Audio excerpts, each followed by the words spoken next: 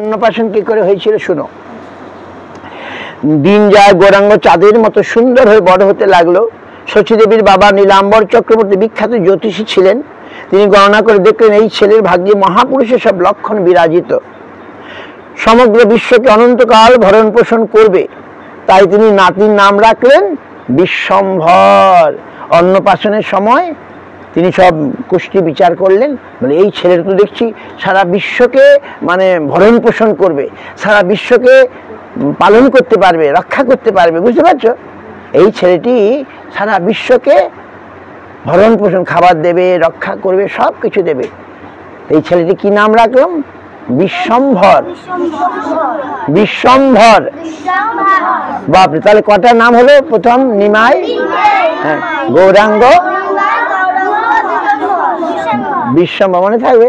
আচ্ছা, অন্নপ্রাশনের দিনে তার নাম রাখলেন বিশ্বম্ভর। এইবারে শোনো, অন্নপ্রাশনের ছেলে রুচি পরীক্ষা করতে গিয়ে দেখা গেল যে ছেলে ভাগবত জড়িয়ে ধরেছে। সকলে জানলো ছেলে বিদ্বান হবে, জগতে প্রকৃত সম্পদশালী হবে। এসব দেখে শুনে মিশ্রের আগের একটা কথাই মনে পড়লো যে একটা বিশেষ ঘটনায় জগনের মনে সন্দেহ ছিল। সেই একদিন মিশ্র পূর্ণ ছোট্ট নিমাই ঘরে একা রয়েছে বলে ঘরে এসে দেখেন ঘরে চারদিকে নারায়ণের পদচিহ্ন, কিন্তু 4 মাসে নিমাই ছাড়া কেউ তো নেই ঘরে। তবে কি পরনীলাম্বর কথা বুঝলেন, ছেলে বড় হয়ে মহাপুরুষ হবে। পিতার হৃদয় আনন্দে ভরে উঠল। একদিন কি হলো, অন্নপ্রাশনের দিন কি হলো, সবকিছু সাজিয়ে রাখা হয়েছে। কি কি? ধান, টাকা, ভাগবত, এগুলো সব সাজিয়ে রাখা হয়েছে নাকি? তোমরা দেখেছো এরকম সাজিয়ে রাখে অন্নপ্রাশনের সময়? তবে ও কি ধরে আমরা দেখি নাকি? দেখি কি ও ধান ধরলো, না বই ধরলো, না টাকা পয়সা ধরলো, আমরা দেখি নাকি? ছোট শিশু তো। তেমনি সেখানে ভাগবত গ্রন্থ, তারপরে টাকা পয়সা, সোনা দানা, সমস্ত সাজিয়ে সাজিয়ে আলাদা আলাদা রাখা হয়েছে। নিমাই হামাগুড়ি দিয়ে দিয়ে আস্তে আস্তে গিয়ে কি ধরলো?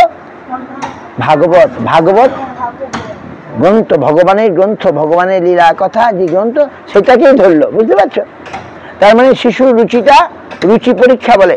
কি রুচি? ভাগবতে তার ভাগবতের রুচি। ও টাকা পয়সায় হাত দিল না, সোনা দানাতেও হাত দিল না, ভাগবতকে জড়িয়ে ধরলো। বাহ, সকলে বাহ, এই ছেলেটা বোধহয় ভক্ত হবে নাকি? এই ছেলেটা ভগবানের ভক্ত হবে নাকি?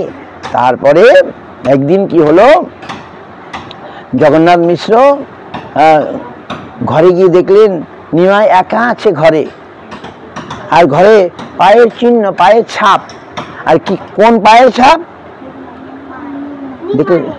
না, নিমাইয়ের ছাপটা নারায়ণের পদচিহ্ন। ভগবান নারায়ণের পদচিহ্ন, নারায়ণের পায়ের ছাপ আছে।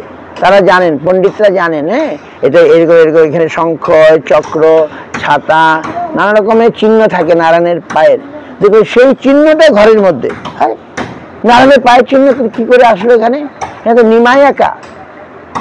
তাহলে কি?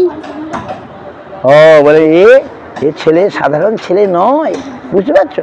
এ ছেলে সাধারণ নয়। এই হচ্ছে তার ইয়ে। এই দেখো একদিন কি হলো, দেখো যে সাপ, একদিন সাপ সপ্রভু সেবা অনন্ত।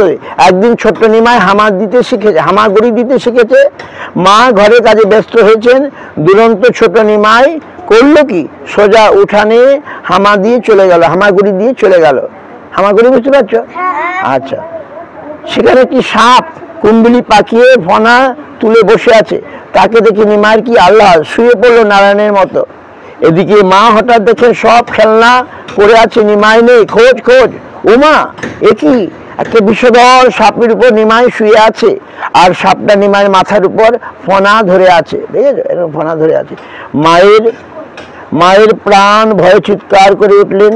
অনন্তদেব রূপী সাপ দেখলো, সচিমা ভয় পাচ্ছেন। ঠিক আছে, আস্তে আস্তে তিনি প্রভুকে ছেড়ে সরে গেলেন। মা দুরন্ত ছেলেকে বুকে তুলে নিয়ে প্রাণ জুড়ালেন। বুঝতে পারছো? আমরা হলে তো ভয় পেয়ে যেতাম, কিন্তু নিমাই কিছুতেই ভয় পেল না। ছোট্ট নিমাই, সাপ এসে সে কি হলো, সে সাপের মাঝে গিয়ে শুয়ে পড়লো।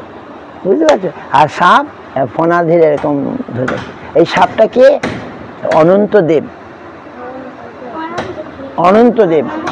তিনি তার হাজার ফনা, তিনি ভগবানের বড় ভাই। বলদেব আছেন না, তিনি অনন্তদেব, তার আরেক নাম অনন্তদেব। তিনি ভগবানের এরকম সেবা করেন। হ্যাঁ, তিনি আজ সর্পরূপে ভগবানকে দেখতে এসেছেন। অনন্তদেব, ওই যে শিবের গলায় সাপ থাকে না, তিনিও অনন্তদেব, তাকে অনন্তদেব বলে। হ্যাঁ, তো এই সর্পরূপী অনন্ত, তিনি আজ ভগবানকে দেখতে এসছেন।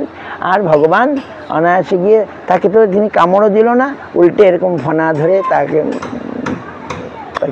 স্তব করছেন বা স্তুতি করছেন অনন্তদেব। আর নিমাই মা দেখে ভয় পেয়ে গেছে, ছি ছি, কি সর্বনাশ, সাহসে তো সাপের মধ্যে গিয়ে বসে আছে।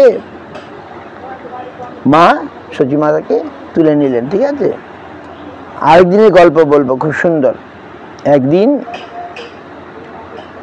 সত্যভানু উপাধ্যায় নামে বালগোপালের ভক্ত ব্রাহ্মণ তীর্থ করতে নবদ্বীপে এসে উপস্থিত হলো। একদিন কি হলো, একজন ব্রাহ্মণ, তিনি ভগবানের ভক্ত। শোনো শোনো, গল্পটা শোনো, আমি বলছি, শোনো।